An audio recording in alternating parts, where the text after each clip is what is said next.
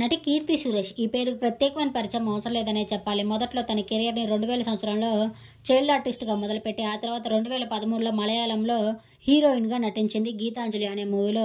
ఈ మూవీకి ఈమెకి సైమా అవార్డు కూడా దక్కింది. అయితే తెలుగులో ఈమె హీరోయిన్గా నేను శైలజ అనే మూవీ రామ్ పోతినేని జంటగా వచ్చిన సినిమాలో హీరోయిన్గా నటించి తన మొదటి సినిమాతోనే మంచి ప్రేక్షక అభిమానాన్ని దక్కించుకుందనే చెప్పాలి తెలుగులో. అప్పటి నుంచి ఇప్పటి వరకు తెలుగులో బ్యాక్ టు బ్యాక్ మూవీస్లో నటించి ఎంతో గుర్తింపు దక్కించుకుంది కీర్తి సురేష్.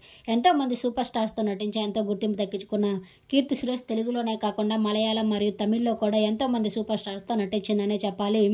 అయితే కీర్తి సురేష్ మూవీస్లోనే కాకుండా లేడీ ఓరియంటెడ్ మూవీస్లో కూడా నటించి ఎంతో గుర్తింపు దక్కించుకుందనే చెప్పాలి తన చక్కని నటనతోటి. ఆఫ్టర్ మహానటి కీర్తి సురేష్కి నేషనల్ వైడ్గా గుర్తింపు దక్కింది. నేషనల్ అవార్డు కూడా అందుకుంది. అయితే కీర్తి సురేష్ సోషల్ మీడియాలో యాక్టివ్గా ఉంటూ అప్పుడప్పుడు తన అప్డేట్స్తో పాటు ఫ్యామిలీ ఫొటోస్ని కూడా షేర్ చేస్తూ ఉంటారు. ఈ నేపథ్యంలోనే ఈరోజు కీర్తి సురేష్కి సంబంధించిన ఒక న్యూస్ ఒకటి సోషల్ మీడియాలో బాగా వైరల్గా మారింది.